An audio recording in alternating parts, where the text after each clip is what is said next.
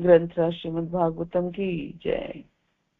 ग्रंथराज श्रीमद् भागवतम स्कंद 3 अध्याय 28 श्लोक संख्या 29 और 30 आज हम करेंगे। तो पहले श्लोक गा लेते हैं। वित्त्यनुकंपित मूर्ते संचितयेद् भगवता वदन् अरविंदम यत् विस्फुरन् मकर कुंडलवल्गितेन विद्योतितमल्कपुलमुदारनासम्।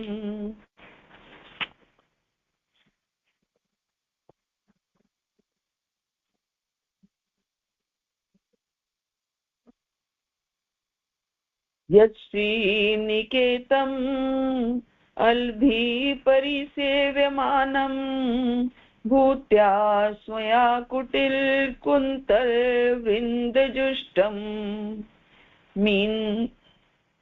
मीन्द्वये आश्रयम् अधिक्षिपत् अब्जनेत्रम् ध्यायेत् मनमयं मतीन्द्रियतुल्यसद्भ्रू।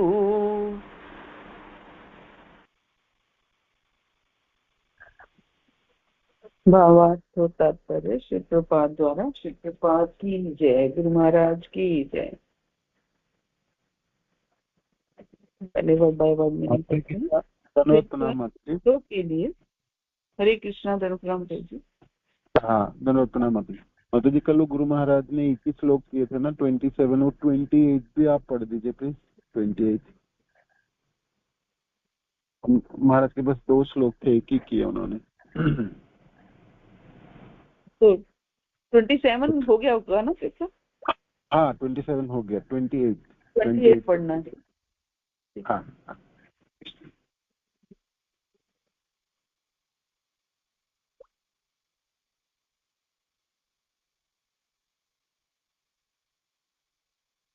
कुमोद किं भगवतो दयितां स्मरेत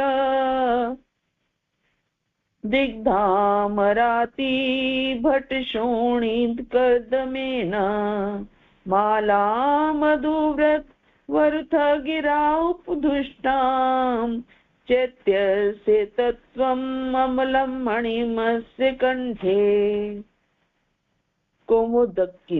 कौमुदकी नामक गदा भगवता भगवान की दयिताम अत्यंत प्रिय स्मरेत स्मरण करे दिग्धाम सनी हुई अराती शत्रुओं के भट्ट सैनिक शोणित कर्दमेन रक्त के धब्बों से मालाहार मधुव्रता भोरों का वरुथा झुंड गिरा ध्वनि से उपदुष्टाम घिरा चैत्य से जीव का तत्वम सिद्धांत तत्व अमलम शुद्ध स्मणिम मोती की माला अस्य भगवान के कंठे गले में।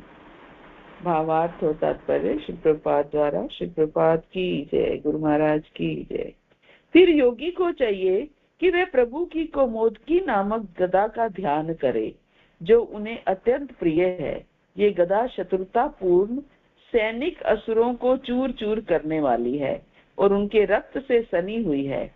योगी को भगवान के गले में पड़ी हुई सुंदर माला का भी ध्यान करना चाहिए जिस पर मधुर गुंजार करते हुए भौरे मंडराते रहते हैं। भगवान की मोती की माला का भी ध्यान करना चाहिए जो उन शुद्ध आत्माओं की सूचक है जो भगवान की सेवा में लगे रहते हैं। तात्पर्य योगी को भगवान के दिव्य शरीर के विभिन्न अंगों का चिंतन करना चाहिए। यहाँ बताया गया है कि जीवों की स्वाभाविक स्थिति समझनी होगी। यहाँ पर 2 प्रकार के जीवात्माओं का उल्लेख है। पहले प्रकार की अराती कहलाती है। ये भगवान की लीलाओं के प्रति विपरीत भाव रखती है। ऐसी जीवात्माओं को दंडित करने के लिए भगवान हाथ में अपनी भयानक गदा के लिए प्रकट होते हैं जो सदैव असुरों के वध के रक्त से सनी रहती हैं। जैसा कि भगवत गीता में कहा गया है, जीवों की सभी योनियां भगवान की संतानें हैं। फिर भी जीवों की 2 श्रेणियां ऐसी हैं जो 2 भिन्न प्रकार से कार्य करती हैं। परमेश्वर शुद्ध जीवात्माओं को अपने गले में वैसे ही धारण करते हैं जिस प्रकार कोई अपने गले तथा वक्ष स्थल पर पड़ी मोतियों की माला की रक्षा करता है। जो जीवात्माएं शुद्ध कृष्ण चेतना में रहती हैं, उनको प्रतीकात्मक रूप से उनके गले की मोतियां कहा गया है। जो असुर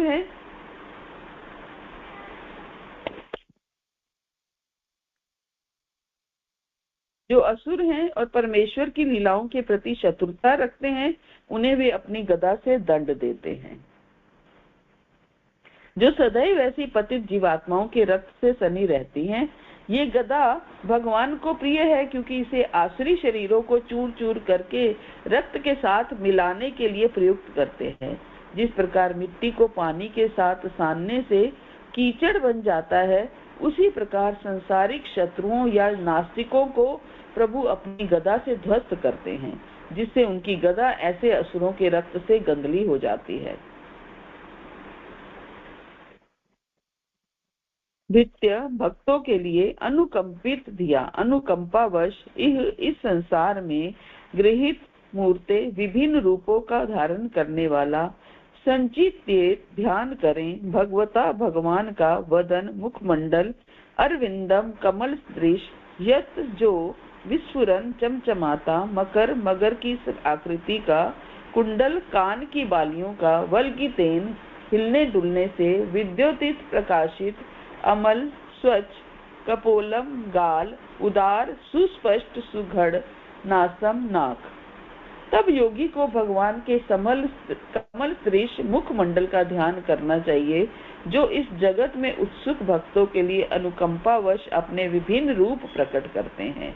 उनकी नाक अत्यंत उन्नत है और उनके स्वच्छ गाल उनके मकराकृत कुंडलों के हिलने से प्रकाशमान हो रहे हैं। भगवान अपने भक्तों के लिए प्रगाढ़ अनुकंपा के वशीभूत होकर भौतिक जगत में अवतरित होते हैं। इस जगत में भगवान के अवतार लेने के दो कारण होते हैं। जब जब धर्म के पालन में त्रुटि आ जाती है और अधर्म की प्रधानता होती है, तो भगवान अपने भक्तों की रक्षा करने तथा अभक्तों के विनाश के लिए अवतरित होते हैं। जब वे प्रकट होते हैं तो उनका मुख्य प्रयोजन भक्तों को सांत्वना प्रदान करना होता है। असुरों को नष्ट करने के लिए उन्हें स्वयं आने की आवश्यकता नहीं रहती, क्योंकि उनके अनेक पार्षद एजेंट हैं। यहाँ तक कि उनकी माया में इतनी शक्ति होती है कि उनका वध कर दे, किंतु जब वे अपने भक्तों पर दया दिखाने आते हैं तो चलते चलाते अभक्तों का वध कर देते हैं। भगवान सदैव ऐसे रूप में प्रकट होते हैं जो किसी विशेष रूप के भक्त को प्रिय हो। भगवान के लाखों रूप हैं, किंतु वे सब एक हैं, जैसा कि ब्रह्म संहिता में कहा गया है, अद्वैत मच्युतम अनादिम अनंत रूपम। भगवान के सभी रूप एक हैं, किंतु कुछ भक्त उन्हें राधा कृष्ण के रूप में देखना चाहते हैं, तो कुछ सीता रामचंद्र के रूप में देखना चाहते हैं। अन्य भक्त लक्ष्मी नारायण के रूप में, तो दूसरे चतुर्भुज नारायण वासुदेव के रूप में चाहते हैं। भगवान के असंख्य रूप हैं, किंतु वे उस एक ही रूप में जो भक्त को प्रिय हो अवतरित होते हैं। योगी को सलाह दी जाती है कि वे भक्तों के द्वारा मान्य रूपों का ही ध्यान करे। वस्तुतः योगी को भगवान के उस रूप का ध्यान करना चाहिए जिसका अनुभव भगवान के शुद्ध भक्त ने किया हो। योगी का अर्थ है भक्त। जो योगी शुद्ध भक्त नहीं है, उन्हें भक्तों के पद चिन्हों पर चलना चाहिए। यहाँ पर इसका विशेष रूप से उल्लेख है कि योगी को इस प्रकार के मान्य रूप का ध्यान करना चाहिए। वे भगवान के किसी रूप को मन से नहीं बना सकता।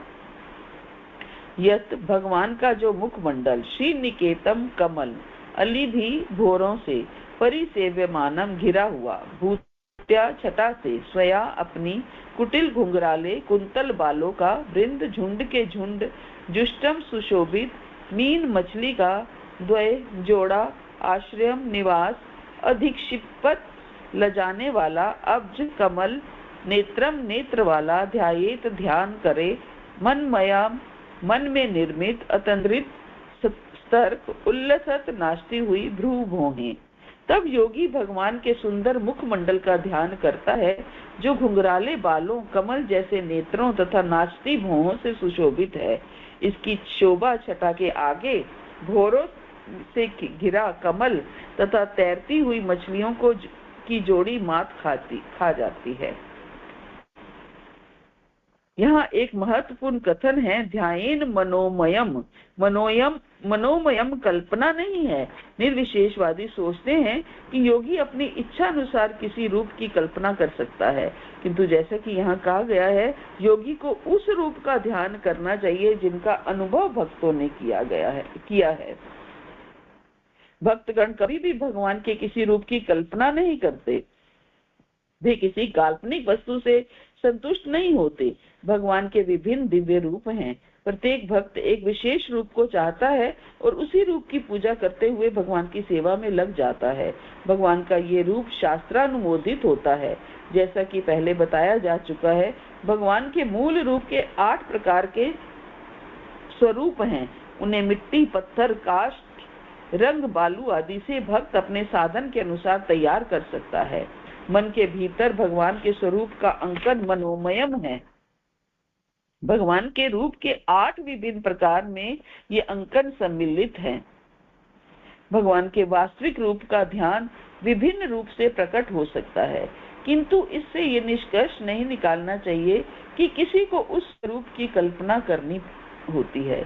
इस श्लोक में 2 उपमाएं हैं। पहली उपमा में भगवान के मुखमंडल की तुलना कमल से की गई है। फिर काले बालों की तुलना कमल के चारों ओर गुंजरित भौरों के झुंड से की गई है, और नेत्रों की तुलना इधर उधर तैरती 2 मछलियों से की गई है। जल में खिला कमल अत्यंत सुंदर लगता है, और यदि वह गुंजरित भौरों से तथा मछलियों से घिरा है। भगवान का मुखमंडल पूर्ण है। उनकी सुंदरता कमल की सुंदरता को लजाने वाली है। ओम अज्ञानतिमिरान्धस्य ज्ञानाञ्जनशलाकया चक्षुर्मिलितं येन तस्मै श्रीगुरुवे नमः।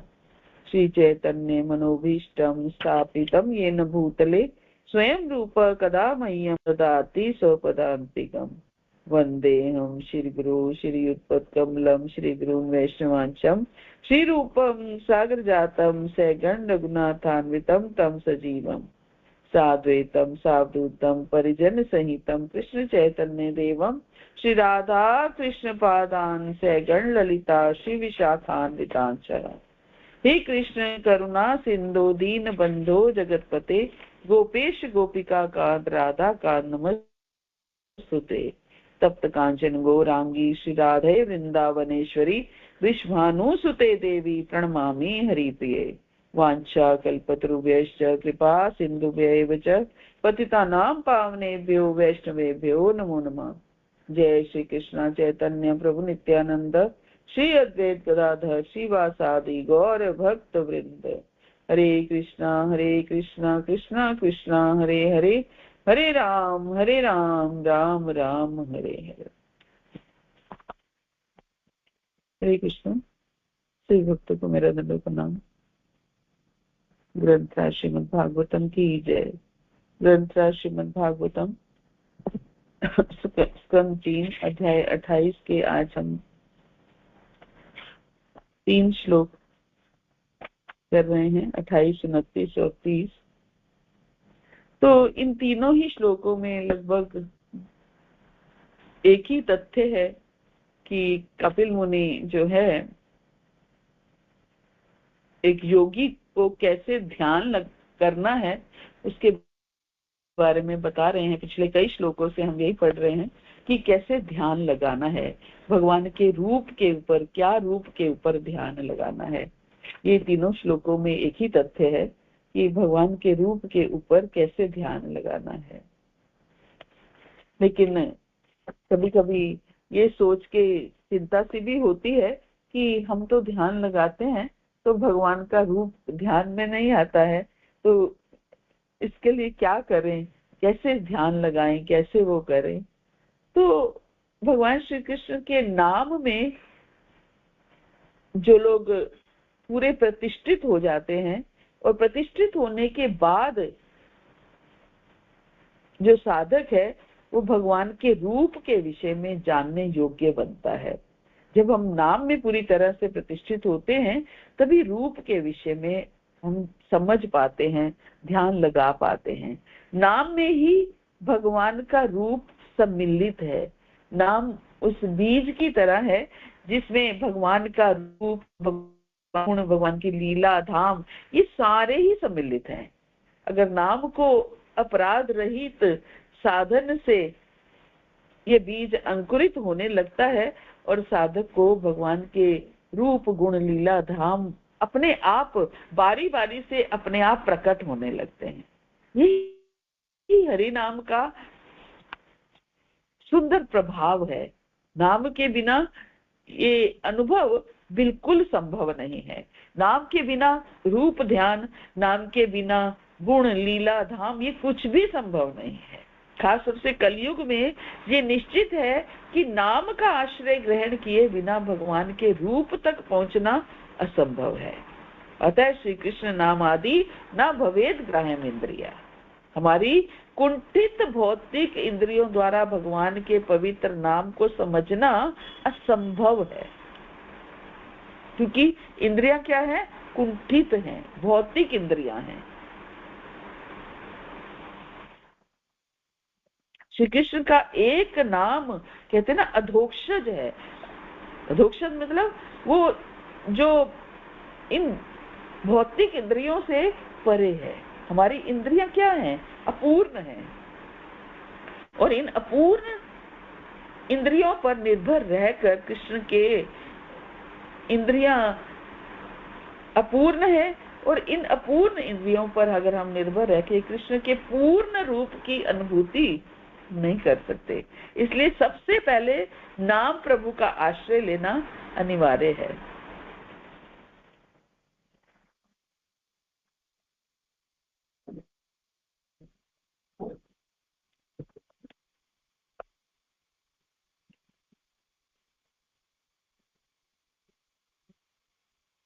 सबसे पहले नाम प्रभु का आश्रय लेना अनिवार्य है। बिना नाम प्रभु के आश्रय लिए हम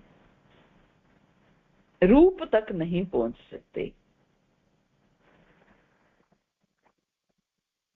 नाम प्रभु का आश्रय लेना अनिवार्य है, जो अपनी अपार कृपा से अपने नाम प्रभु ही अपनी कृपा से अपने नित्य नवीन स्वरूप को हमारे हृदय में प्रकट करेंगे। जब नाम हम अच्छे से लेंगे तो नाम प्रभु ही अपने हमें हमारे हृदय में स्वरूप को अपने आप प्रकट करेंगे। सेवन मुखो ही जीवा आदो स्वयं स्फूर्त्यता, अपने आप स्फुरित होगा। स्वयं स्फूर्त्यता, अपने आप रूप स्फुरित होगा। पूर्ववर्ती वैष्णव आचार्यों ने भक्ति का बड़ा प्रैक्टिकल रास्ता ये बताया है, इसलिए हमें कुछ भी नया करने की कोई आवश्यकता नहीं है। हम ये कई दिनों से पढ़ रहे हैं, तो इसका मतलब ये नहीं है कि हमें ये होने लगे कि हम तो रूप पर ध्यान नहीं कर पा रहे हैं। तो ठीक है, प्रयास करना है, लेकिन सबसे पहले फोकस नाम पर होगा तो रूप स्फुरित हो जाएगा। भगवान के सगुण साकार स्वरूप का तत्व नाम के द्वारा ही समझा जा सकता है। भक्ति संदर्भ में श्री जीव गोस्वामी लिखते हैं कि सबसे पहले कृष्ण के नाम के श्रवण द्वारा हृदय शुद्ध हो जाता है। जब हृदय इस प्रकार विमल हो जाता है, तब व्यक्ति कृष्ण के रूप के वर्णन का श्रवण करने योग्य बन जाता है। जब हृदय इस तरह विमल हो जाता है, तब व्यक्ति कृष्ण के रूप का वर्णन श्रवण करने योग्य बनता है। साथ ही साथ हमें ये भी समझना चाहिए कि जिस नाम का हम अनुशीलन कर रहे हैं और जिस रूप का हम दर्शन कर रहे हैं, वो एक ही है। जो हम नाम ले रहे हैं और जो रूप के हम दर्शन कर रहे हैं, वो एक ही है। जैसे जैसे एक साधक अपने गुरु से जो संबंध ज्ञान प्राप्त करता है और उसमें वो स्थिर होकर नाम का ठीक तरह से साधन करता है, वैसे वैसे अपने आप ये अनुभव कर पाता है कि जप और दर्शन में कोई भेद नहीं है। धीरे धीरे अपने आप अनुभव में आने लगता है कि जप और दर्शन में कोई भेद नहीं है। आप देखिए, जब जप करते हैं तो ऐसा आवश्यक नहीं होता कि भगवान के विग्रह सामने ही हो तो अच्छा है, लेकिन अक्सर हम अच्छे से जब कर रहे होते हैं तो आंख अपने आप बंद हो जाती है ना, आंख अपने आप बंद हो जाती है। भले ही भगवान का स्वरूप सामने है, लेकिन आंख अपने आप बंद हो रही है। क्यों? क्योंकि आंख जो है नाम में ही रूप का दर्शन कर रही है, नाम में ही रूप का दर्शन कर रही है। तो इस प्रकार वो भगवान के दिव्य स्वरूप का नाम का चमत्कार है कि वो भगवान के दिव्य स्वरूप का हमें साक्षात्कार कराता है।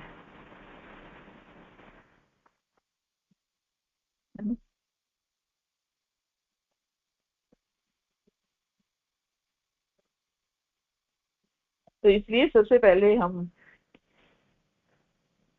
समस्त गुरु परंपरा से, श्री प्रभुपाद से, गुरु महाराज से प्रार्थना करते हैं, और आप सबसे मैं प्रार्थना करती हूँ कि आप मुझे आशीर्वाद दें ताकि हम इस रूप की कुछ चर्चा कर पाए, भगवान के इस रूप की कुछ चर्चा कर पाए। अदरवाइज भगवान के रूप की चर्चा करना भी, इसके लिए भी लायकात होनी चाहिए। भौतिक देह में 5 ज्ञानेंद्रियां हैं, आंख, नाक, कान, जीवा और त्वचा, और हर ज्ञानेंद्रिय के अपने अपने विषय होते हैं। त्वचा का स्पर्श करना, नाक का गंध लेना। तो इस तरह नेत्रों द्वारा जो हम ग्रहण करने योग्य है वो क्या है? रूप है। आंख का विषय क्या है? देखना। तो रूप है उसका, रूप रसगंध है ना, विषय क्या है? रूप रसगंध। तो हर साकार वस्तु का एक रूप होता है। इस संसार में हर जगह भिन्न भिन्न रूप हैं। कोई भी वस्तु हम देखते हैं प्रकृति के द्वारा उत्पन्न, यहाँ की हर वस्तु सुंदर है, और ऐसे सौंदर्य से मनुष्य बड़ा मुक्त हो जाता है। लेकिन इस संसार में केवल देखने योग्य सौंदर्य कृष्ण के रूप की सुंदरता की तुलना में कुछ भी नहीं है। वैदिक साहित्य में हमें भौतिक सौंदर्य की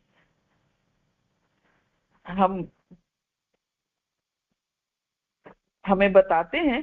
तो इस संसार में सौंदर्य के रूप में जो भी स्वीकार किया जाता है वो भगवान कृष्ण के सुंदर सौंदर्य का केवल एक प्रतिबिंब है। इस संसार में कितनी भी आप सुंदर से सुंदर वस्तु देख लीजिए, लेकिन वो भगवान के सौंदर्य का केवल एक प्रतिबिंब मात्र है, केवल उसका रिफ्लेक्शन है। वैदिक स्रोतों से हमें पता चलता है कि परम पुरुषोत्तम श्री कृष्ण समस्त सौंदर्य के आगार हैं। उनसे बढ़कर या उनके समान कोई सुंदर नहीं है। वो पूर्ण सत्य हैं, वे सब कुछ के स्रोत हैं।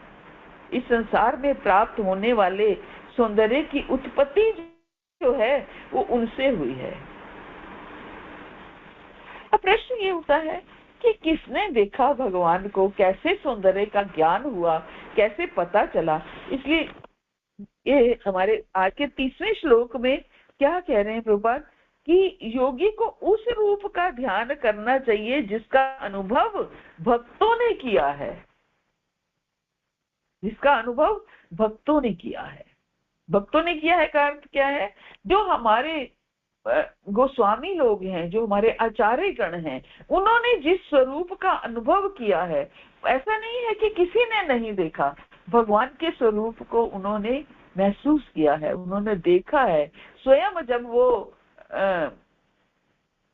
ध्यान लगाते हैं तो स्वयं गोलोक पहुंच जाते हैं, वहां पर राधा रानी की नथनी ढूंढते हैं। तो कैसे कैसे ये लीलाएं कैसे बनी हैं कि जा रहे हैं और वहां पर राधा रानी की नथनी खो गई है और नथनी को खोज रहे हैं। तो स्वयं देखा है उन्होंने, स्वयं राधा कृष्ण को अपने इन्हीं नेत्रों से देखा है, फिर उसका वर्णन किया है, फिर उनके स्वरूप का वर्णन किया है, तभी वो स्वरूप हम तक पहुंचा है। तो पर यही कह रहे हैं, भक्तगण कभी भी भगवान के किसी रूप की कल्पना नहीं करते, है ना।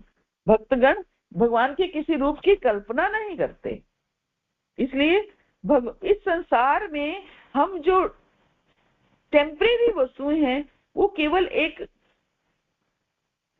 हम उनको देख के ही मंत्र मुग्ध हो जाते हैं। तो भगवान का सौंदर्य अनुभव करना ये हमें परम सुंदर श्री कृष्ण के सामने होना चाहिए।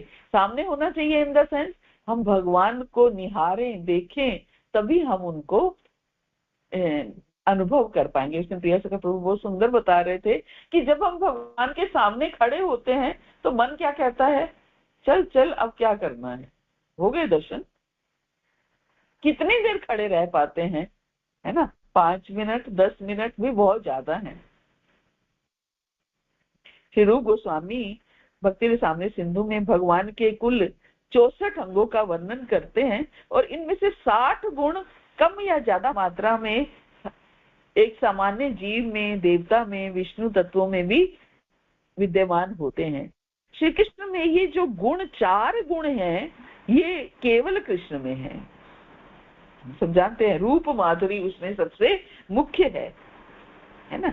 ये रूप माधुरी जो नित्य रूप में केवल उनमें ही विद्यमान है, कृष्ण में ही विद्यमान है। बाकी जीवों की तो बात ही दूर है, यहाँ तक कि स्वयं नारायण स्वरूप में भी ये रूप माधुर्य उपलब्ध नहीं है। श्री कृष्ण का रूप सबसे आकर्षक है और इसके तुल्य पूरी सृष्टि में अन्य कुछ भी नहीं है ना। जैसे एक एक चीज का कपिल मुनि वर्णन कर रहे हैं। अगर हम 28वें श्लोक को देखें तो क्या कह रहे हैं, भगवान की गदा के बारे में भी बता रहे हैं। बताइए गदा किस लिए? प्रभुपाद क्या कह रहे हैं कि जो जीवात्माएं शुद्ध कृष्ण चेतना में रहती हैं उनको प्रतीकात्मक रूप से उनके गले की मोतियां कहा गया है, और जो असुर हैं वो परमेश्वर की लीलाओं के प्रति शत्रुता रखते हैं, उन्हें वे अपनी गदा में दंड देते हैं। गदा का ध्यान इसलिए करना है कि फिर योगी को चाहिए कि प्रभु की कमोदकी नामक गदा का ध्यान करे जो उन्हें अत्यंत प्रिय है। क्यों प्रिय है प्रभु को? क्योंकि उससे भगवान असुरों का वध करते हैं और अपने भक्तों की रक्षा करते हैं। परित्राणाय साधु नाम विनाशाय च दुष्कृताम धर्म संस्थापनार्थाय संभवामि युगे युगे, है ना, अपने भक्तों की रक्षा करते हैं। ये गदा शत्रुतापूर्ण सैनिक असुरों को चूर चूर करने वाली है, इसलिए भगवान को प्रिय है और उनके रक्त से सनी हुई है। और योगी को भगवान के गले में पड़ी हुई सुंदर माला का भी ध्यान करना चाहिए, जिस पर मधुर गुंजार करते हुए भोरे मंडराते रहते हैं। भगवान की मोती की माला का भी ध्यान करना चाहिए जो उन शुद्ध आत्माओं की सूचक है। गदा को देखकर किसका ध्यान आता है? भगवान असुरों का, कि असुरों का वध करना है क्योंकि ये मेरे भक्तों को तंग करते हैं। और मोतियों की माला क्या है? उन शुद्ध जीवात्माओं की प्रतीक है जो कृष्ण चेतना में रहते हैं, जो कृष्ण चेतना में रहते हैं। ये गदा भगवान को प्रिय है क्योंकि ये उस आसुरी शरीरों को चूर चूर करके रक्त के साथ मिलाने के लिए युक्त रहती है। प्रभा कहते हैं जिस प्रकार मिट्टी का पानी के साथ सानने से कीचड़ बन जाता है, उसी प्रकार संसारिक शत्रुओं या नास्तिकों को प्रभु अपनी गदा से ध्वस्त करते हैं। जैसे मिट्टी और पानी मिलाओ तो कीचड़ बन जाता है, ऐसे ही असुर और भक्त साथ साथ रहते हैं। और असुर के लिए भगवान गदा रखते हैं और भक्त को अपने गले में मोतियों के माला के तरह पहन के रखते हैं, अपने हृदय से लगा के रखते हैं। ये भगवान है, तो ऐसे भगवान का ध्यान करना चाहिए। और 29वें श्लोक में क्या कह रहे हैं? तब योगी को भगवान के कमल सदृश मुख मंडल का ध्यान करना चाहिए। उनकी नाक बड़ी उन्नत है, उनके स्वच्छ गाल मकराकृत कुंडलों के हिलने से प्रकाशमान हो। प्रभु कहते हैं भगवान अपने भक्तों के लिए बहुत अनुकंपा वशीभूत होकर भौतिक जगत में अवतरित होते हैं, और इस जगत में भगवान के अवतार लेने के 2 कारण हैं, ये हम सब जानते हैं। दुष्टों का विनाश करना, भक्तों की रक्षा करना, उसके लिए आते हैं भगवान। और आकर के जब भक्तों को दर्शन देते हैं तो वही स्वरूप हम तक पहुंचता है, वही स्वरूप हम तक पहुंचता है। परम पुरुष श्री कृष्ण का स्वरूप सच्चिदानंदमय है। इस संसार में श्री कृष्ण का दिव्य रूप उनकी अंतरंगा शक्ति के द्वारा प्रकट होता है, और ये शक्ति कृष्ण का रूप जैसा रूप भक्तों के लिए बड़ा एक गुह्य धन है। कृष्ण के सौंदर्य के आभास का एक अंश भी इस पूरे त्रिभुवन को प्रेममय समुद्र में डुबो सकता है। न जाने कैसे निराकार यदि भगवान को निराकार मानते हैं। भगवान सच्चिदानंदमय है, ईश्वर परमा कृष्णा सच्चिदानंद विग्रह। कृष्ण का दिव्य शरीर नित्य है, ज्ञानमय है, आनंदमय है। सत का अर्थ क्या है? सत का अर्थ है जो हर समय हर देश काल में विद्यमान रहता है, सर्वव्यापी होता है। चित्त का अर्थ है ज्ञान से पूर्ण है। कृष्ण को किसी से कुछ भी सीखना नहीं होता है, वो स्वतंत्र रूप से सब ज्ञान से पूर्ण है। और आनंद का अर्थ है समस्त प्रसन्नता के आगार है। कृष्ण का दिव्य स्वरूप प्रकृति से परे है,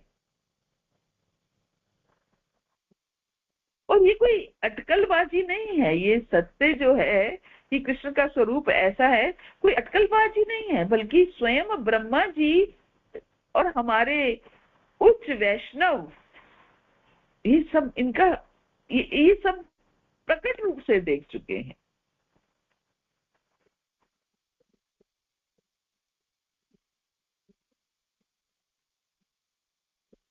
भौतिक शरीर का सौंदर्य आयु के साथ कम हो जाता है, लेकिन कृष्ण हमेशा नव यौवन अवस्था में ही रहते हैं। आद्यम पुराण पुरुषम नव यौवनम च।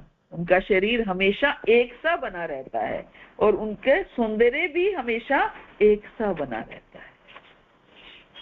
आयु के अनुसार उनका सौंदर्य कम नहीं होता। भगवान के सौंदर्य की उपमा वर्षा से दी गई है। क्यों? क्योंकि जब वर्षा ऋतु में वर्षा होती है तो ये लोगों को बहुत भाती है। गर्मी की भीषण तपन, जैसे आजकल बहुत गर्मी है, तो जब बारिश हो जाती है तो बड़ा आनंद आता है। इस तरह भगवान के शारीरिक अंगों की तुलना वर्षा के समय के मेघों से की गई है। तभी क्या बोलते हैं, भगवान का एक नाम क्या है? घनश्याम। भक्त भगवान के सौंदर्य का आनंद लेते हैं क्योंकि ये समस्त प्रकार की सुंदरताओं का संग्रह है।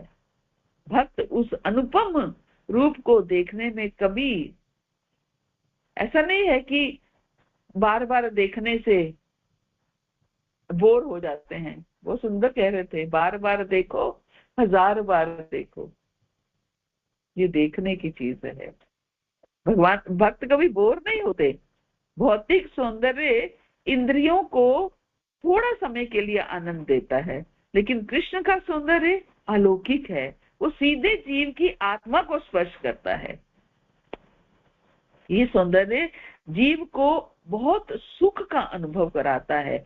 सुख में जीव रोमांचित हो जाता है। भगवान का सौंदर्य देखो तो कितना रोमांच होता है कि जीव को और कोई भौतिक रस सब जो है वो तुच्छ लगते हैं।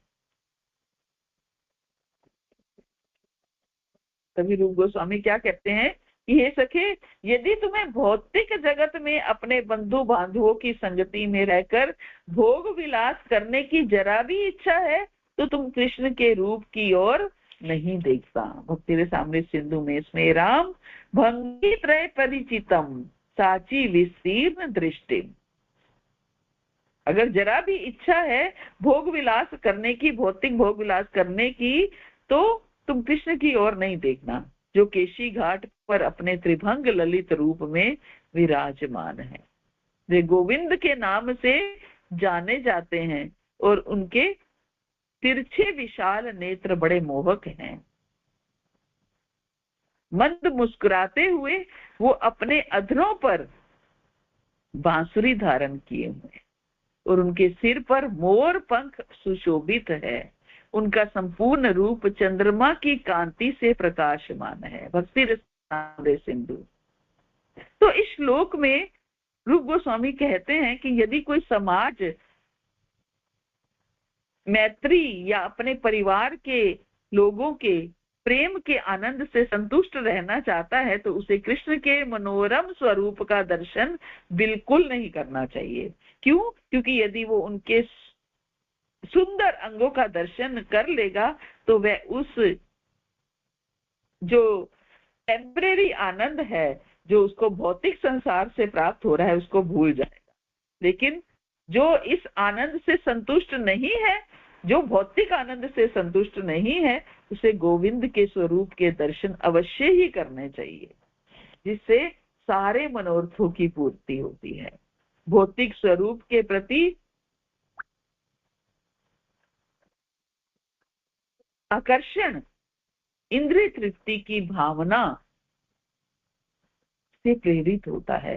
अर्थात भौतिक स्वरूप क्या है? वो टेम्परेरी है, लेकिन आध्यात्मिक स्वरूप के प्रति आकर्षण ये जीव का आकर्षण है, ये स्थायी है।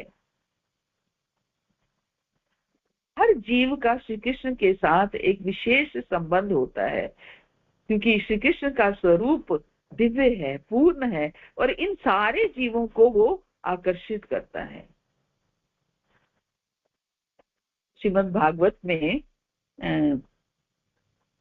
कंस की रंगशाला में जब कृष्ण पधारते हैं तो श्री कृष्ण के शरीर का जो वर्णन हुआ है वो श्री कृष्ण के शरीर की पूर्णता को दिखाता है।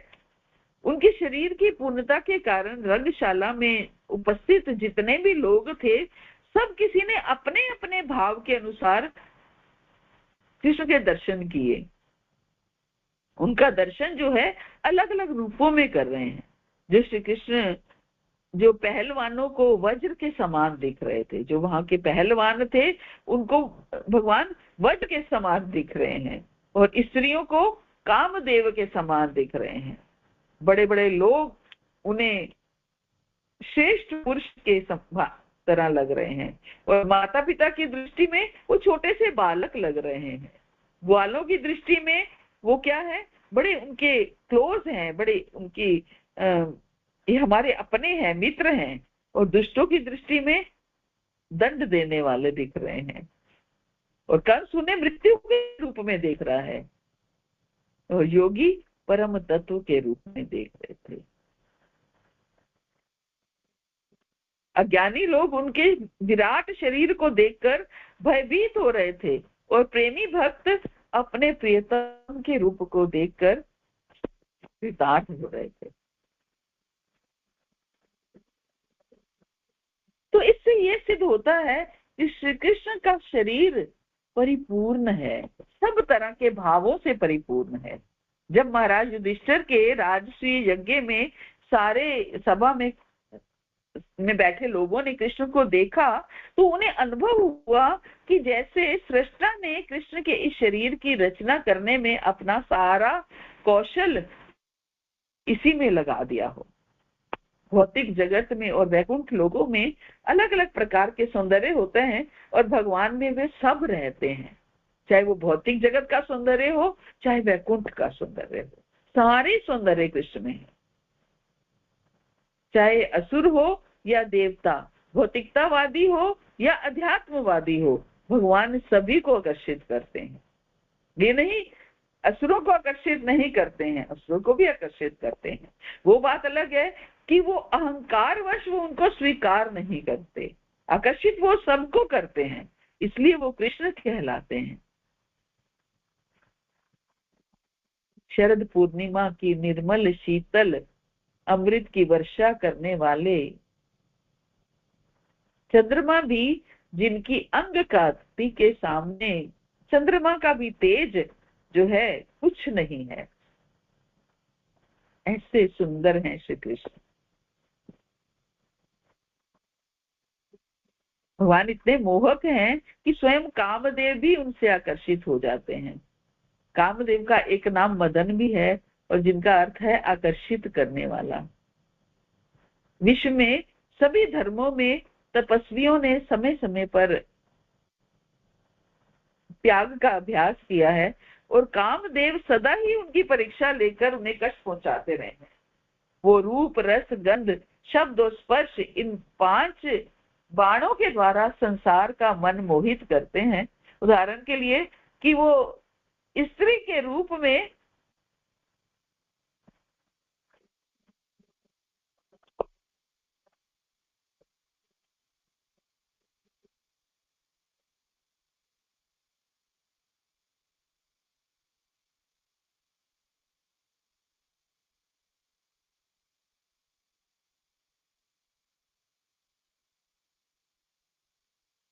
मेनका के सौंदर्य विश्वामित्र मोहित हो गए और उनसे समागम करके शकुंतला को जन्म दिया। कामदेव इतने प्रबल हैं, लेकिन भगवान श्री कृष्ण मदन मोहन है, अर्थात कामदेव को भी मोहित करने वाले कहलाते हैं।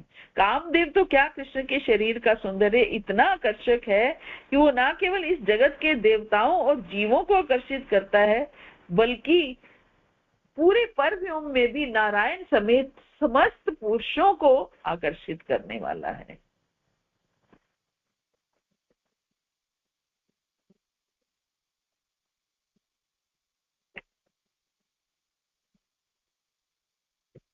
ये भगवान का सौंदर्य है जिसका वर्णन हम कर नहीं सकते। यह चंद्रमा भी उनके आगे फीका है। शास्त्रों में गोपियां कहती हैं कि कृष्ण के पूरे अंगों में 24.5 चंद्रमा विद्यमान है। 24.5 चंद्रमा के बारे में बात की गई है।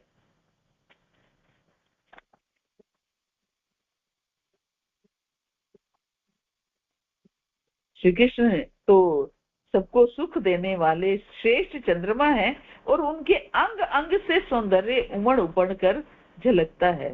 वे कृष्ण के अंगों की तुलना चंद्रमा से की गई है, और उनके मुख चंद्र को समस्त चंद्रमाओं का अधिपति माना गया है। हमारे आज के 29वें श्लोक में क्या कहा गया है कि भगवान का मुख मंडल का ध्यान करो। मुख मंडल का क्यों? क्योंकि मुख मंडल जो है वो सारे चंद्रमाओं का अधिपति है।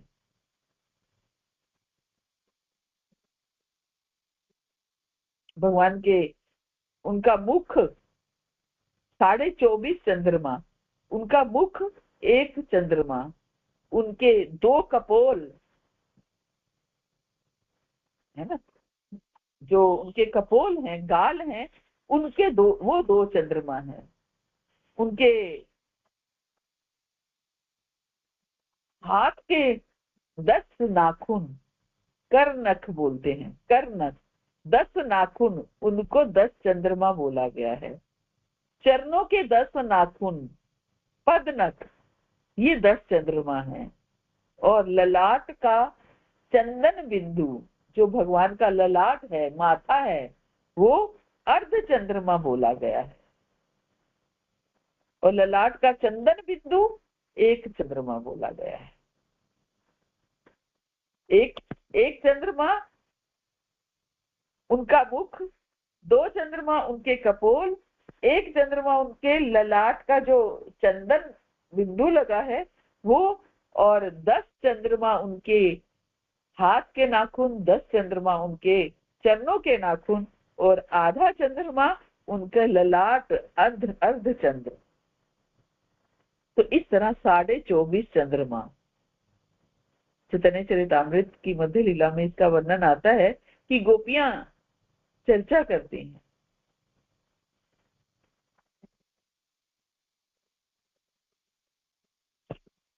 सखी हे कृष्ण मुख द्विज राज राज, कृष्ण वपु सिंहासने वसी राजे शासने, करे संगेर चंद्रेर समाज।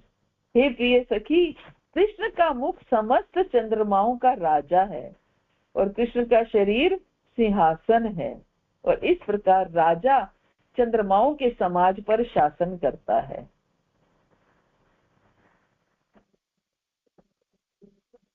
कृष्ण का मुख सारी चंद्रमाओं का राजा है और कृष्ण का शरीर सिंहासन है, और इस तरह राजा चंद्रमाओं के समाज पर शासन करता है। राजा को एक सिंहासन की आवश्यकता होती है, इसलिए ऐसे मुख चंद्र सदृश राजा का सिंहासन कृष्ण का शरीर है। सब गोपियां श्री कृष्ण के सुंदर मुख की शोभा पर बलिहारी जाती हैं। श्री कृष्ण का मुख और उसमें भी उनकी सुंदर मधुर मुस्कान गोपियों के मन को आकर्षित करने में पूर्ण समर्थ है। ऐसे दर्शन से वो प्रेम मुग्ध होकर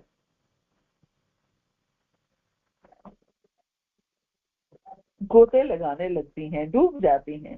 श्याम सुंदर के पूर्ण चंद्र के सदृश मुख को देखकर गोपियां के नेत्र खिल उठते हैं। जैसे सूर्य की शोभा देखकर कमल खिल जाते हैं, वैसे ही भगवान के सौंदर्य को देखकर गोपियां खिल उठती हैं।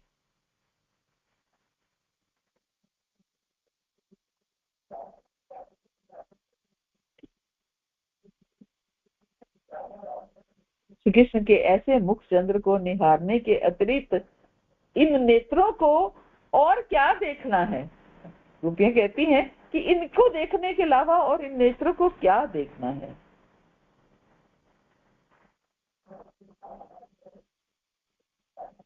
कृष्ण के दोनों कपोलों उनकी चमकीली मड़ियों जैसे हैं। दोनों पूर्ण चंद्रमा माने जाते हैं। उनका ललाट अर्ध चंद्रमा माना गया है और उस पर सुशोभित कस्तूरी तिलक एक पूर्ण चंद्रमा है। भगवान का जो तिलक है वो पूर्ण चंद्रमा है। उनके हस्त नख उनके पूर्ण चंद्रमा है। उनके हाथ की वंशी पर नृत्य करते हैं। उनका गीत उस वंशी की तान है।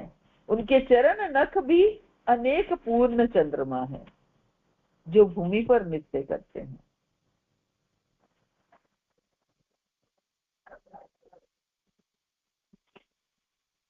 उनका गीत कृष्ण के नूपुरों की झंकार है। जब कृष्ण अपने कर कमलों से वंशी वादन करते हैं तब ऐसा अनुभव होता है जैसे 10 चंद्र कृष्ण की वेणु पर नृत्य कर रहे हैं सब मिलके। कितना सुंदर ये दृश्य है। और इसके अतिरिक्त कृष्ण के चरण नख कृष्ण के नूपुरों की झंकार से ताल मिलाते हुए भूमि पर नृत्य सा करते हैं। जिस तरह चंद्रमा से ज्योति निकलती है उसी प्रकार इस चरण नख रूपी चंद्रमाओं से तेज उत्पन्न होता है जिस पर योगी ध्यान करते हैं।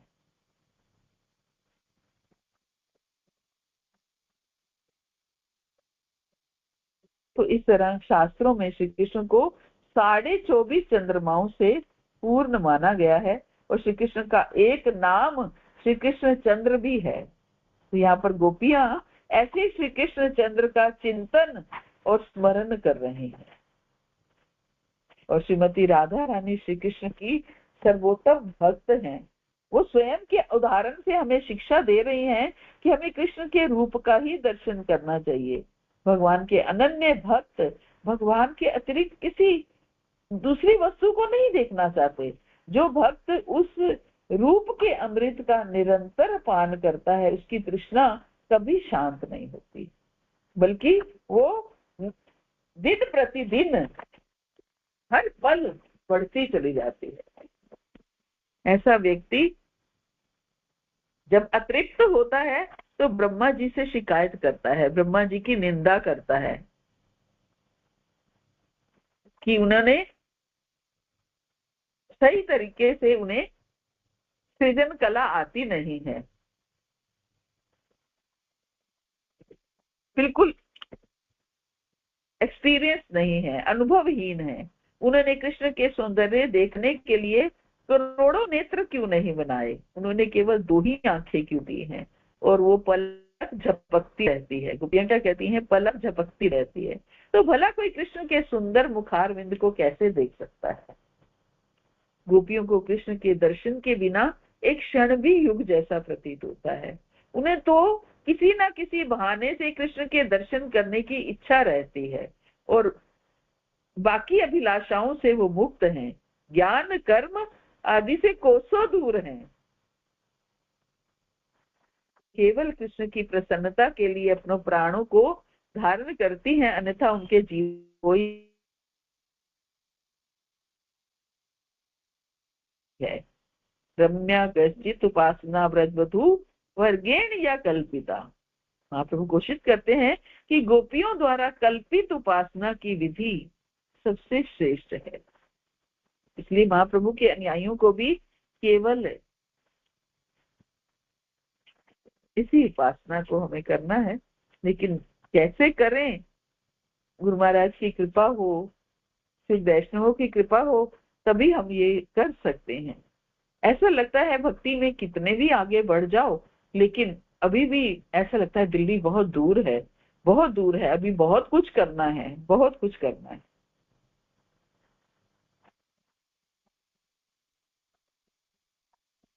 हम सब रूपानुग हैं,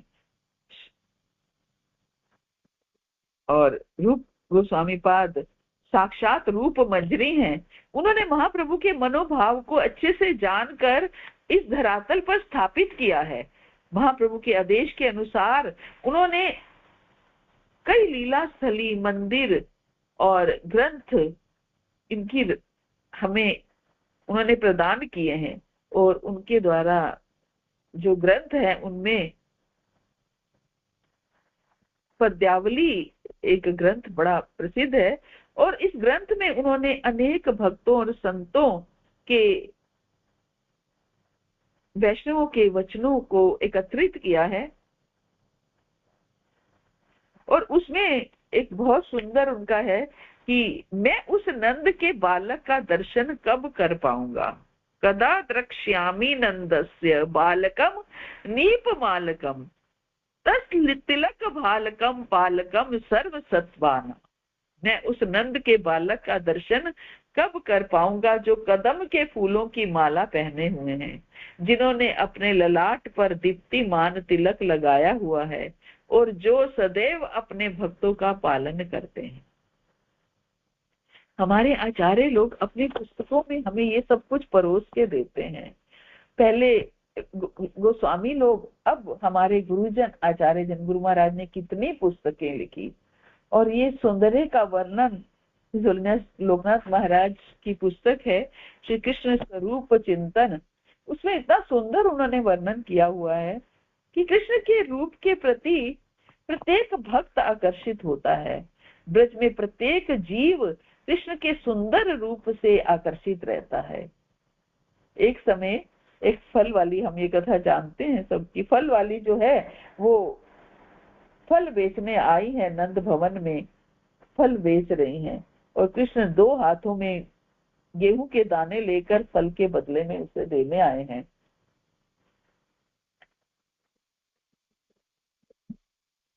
और फल वाली उन्हें जब भगवान के सौंदर्य को देखती हैं तो अपनी टोकरी के फल दिए जा रही हैं। बदले में गेहूं नहीं मिला है, सारा गेहूं रास्ते में बिखर गया है, लेकिन वो अपनी पूरी बास्केट खाली कर गई हैं। केवल रूप सौंदर्य, भगवान को देखती जा रही हैं, देती जा रही हैं, लेकिन भगवान ने उसकी टोकरी को रत्नों से भर दिया। और इस तरह भगवान जितने छोटे हैं, जितने बाल गोपाल हैं, वो उतने ही अधिक सुंदर लगते हैं। ब्रजभूमि वृंदावन में उनकी बाल लीलाओं के समान कुछ भी और कुछ भी नहीं है। भगवान की बाल लीलाओं का, भगवान के बाल सौंदर्य का जब हम वर्णन देखते हैं, बहुत सुंदर है, और बाल स्वरूप भगवान का बहुत आकर्षक है, उसकी ओर सब बहुत आकर्षित होते हैं। तभी अक्सर भक्त लोग घर में लड्डू गोपाल रखते हैं, इसी बाल स्वरूप के दर्शन के लिए लालसामयी भाव जो है इस श्लोक में बताया गया है। हम दामोदर अष्टकम में भी पढ़ते हैं बाल स्वरूप के बारे में। इदम ते वपुरनाथ गोपाल बालम सदा में मनस्या विरासाम के मन में। वे कृष्ण से अपनी हार्दिक इच्छा को व्यक्त करते हैं सत्यव्रत मुनि कि हे प्रभु आपका बाल गोपाल स्वरूप मेरे हृदय पटल में सदा विराजमान रहे। बस यही मेरी एकमात्र अभिलाषा है। प्रत्येक भक्त भगवान को भिन्न भिन्न रूप में देखना चाहता है। जैसे भीष्म पितामह पार्थसारथी रूप का दर्शन करना चाहते हैं, इसी तरह किसी को भगवान का विराट रूप प्रिय है, किसी को लक्ष्मी नारायण का रूप, या फिर किसी को श्याम सुंदर रूप प्रिय है। ऐसा संभव है कि सूर्य की गर्मी कम हो जाए, समुद्र का जल सूख जाए, नदी विपरीत दिशा में बहने लगे, लेकिन कृष्ण के रूप सौंदर्य का ये हमेशा रूप सौंदर्य भगवान का हमेशा बना रहता है। इसलिए भक्तगण उन रूपों का बार बार आस्वादन करना चाहते हैं। और सूरदास जी तो बहुत सुंदर उनके पद भगवान के रूप को दर्शाते हैं। कहते हैं शोभित कर नवनीत लिए घुटरुनु चलत रेणु तन मंडित मुख दधि लेप किए। चारू कपोल लोल लोचन गोरोचन तिलक दिए। लट लटकनी मनुमत मधुपगन मादक मधु ही पिए। कठुला कंठ वज्र के हरि नख राजत रुचिर किए। धन्य सूर एको पल ही सुख का सत कल्प जिए।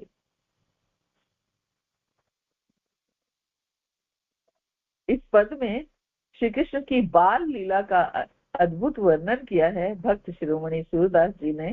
श्री कृष्ण अभी बहुत छोटे हैं,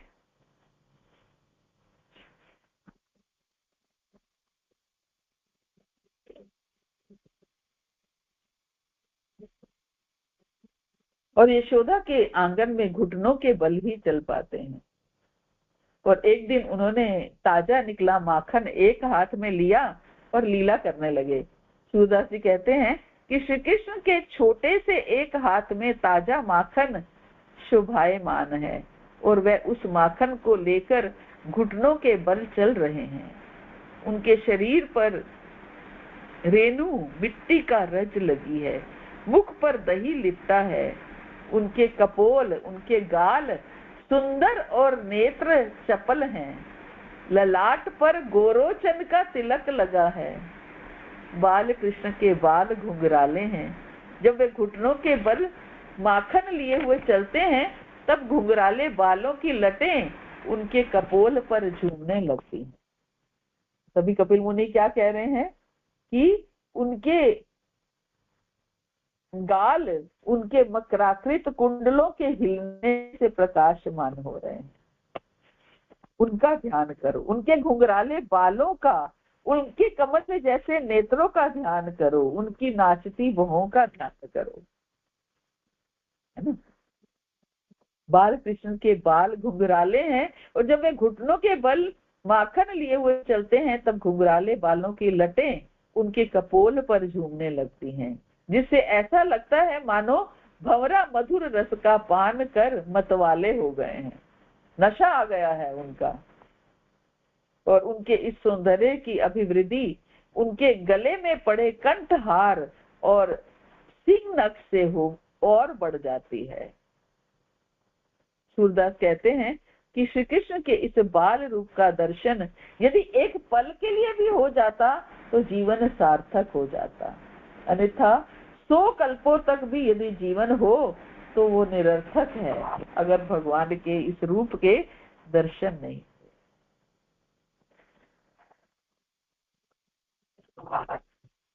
मैं उस दिन सुन रही थी भक्ति चारू महाराज बहुत सुंदर गाते हैं, हालांकि मुझे कहीं भी ये मिला नहीं कि ये किसने लिखा है या क्या है, लेकिन बहुत सुंदर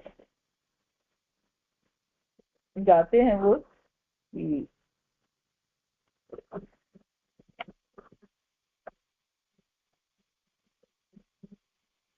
भगवान के सौंदर्य के ऊपर ही श्री ब्रजराज सुताष्टकम। तो थोड़ा सा पूरा तो नहीं, लेकिन समय नहीं है, तो थोड़ा सा 2-4 तो गाते हैं। नवनीर निंदित कांति धरम रस सागर नागर रूपवरम शुभवंकित चारु शिखंड शिखम भज कृष्ण निधिम ब्रजराज सुतम भविशंकित वंकिम शुक्रधनुम मुख चंद्र विनिंदिन कोटि विधुम मृदु मंद सुहास्य सुभाष्य युतम भज कृष्ण निधिम ब्रजराज सुतम सुविकंपन्दन संगधरम ब्रजवासी मनोहर वेशकरम वृषलंकित नील सरोज दृशम भज कृष्ण निधिम ब्रज राजसुतम अलकावली मंडित भाल तटम श्रुति दोलित माकर कुंडलकम कटिवेष्टित पीत पटम सुगटम भज कृष्ण निधिम ब्रजराज सुतम कलनूपुर राजित चारुपदम मणिरंजित गंजित भिंग मदम ध्वज वज्र शखामित पाद युगम भज कृष्ण निधिम ब्रजराज सुतम। क्या कहते हैं कि वो जिनकी अंग काती नवीन मेघों की छटा को परास्त करती है, जो प्रेममय परम आनंदित रसों के सागर में मग्न प्रेमियों के श्रेष्ठ राजा हैं, जिनके मुकुट सुंदर मोर पंख से अलंकृत हैं और एक और झुका हुआ है तिरछा मुकुट, ऐसे श्याम वर्णीय निधान ब्रजराज नंद बाबा के पुत्र श्री कृष्ण की ही केवल आराधना करो। वे जिनकी स्पष्ट रूप से मुड़ी हुई भौहें इंद्रधनुष के समान प्रतीत होती हैं।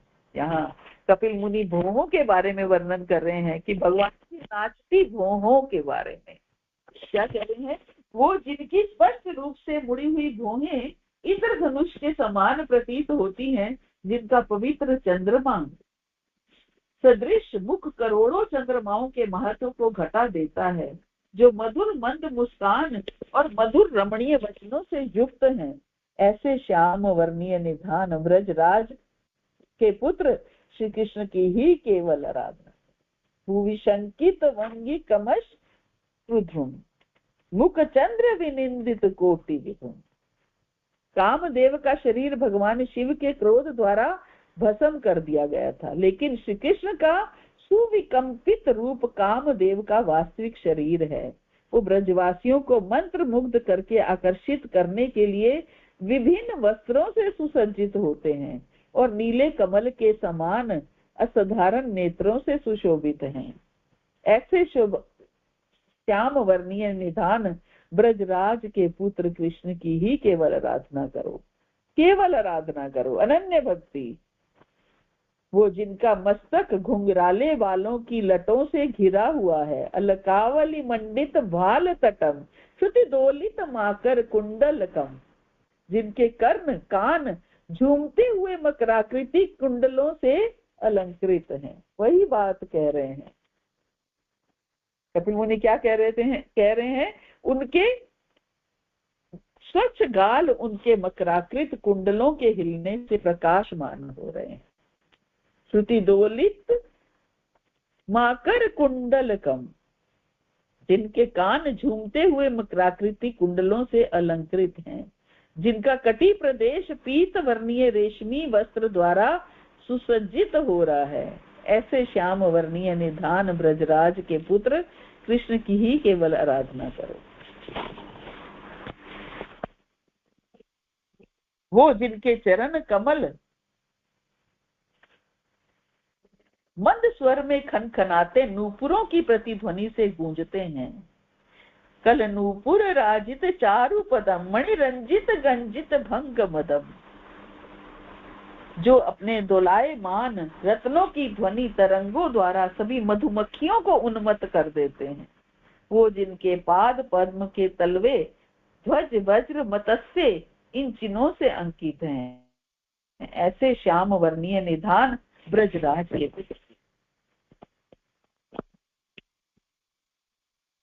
केवल आराधना करो। विषु चंदन चर्चित चारु तनुम मणिकोस्तुभ भंगर भानु तनुम ब्रजबाल शिरोमणि रूप धृतम भज कृष्ण निधिम ब्रजराज सुतम। वे जिनका मनोरम रूप प्रचुर मात्रा में चंदन के लेप से मंडित है। आज कल जो हम रूप देख रहे हैं भगवान का, वो क्या है? चंदन के लेप से मंडित है। जिनका रूप मनोरम रूप प्रचुर मात्रा में चंदन के लेप से मंडित है, जिनका दिव्य वपु सूर्य पर ग्रहण सा लगाता हुआ कौस्तुभ मणि द्वारा दीप्यमान होता है, जिनका निजी सौंदर्य ब्रज के किशोरों की सर्वोच्च पराकाष्ठा का प्रतीक है, ऐसे श्याम वर्णीय निधान ब्रजराज के पुत्र श्री कृष्ण की केवल आराधना करो। भगवान के सौंदर्य के बारे में क्या बोलो और क्या छोड़ो।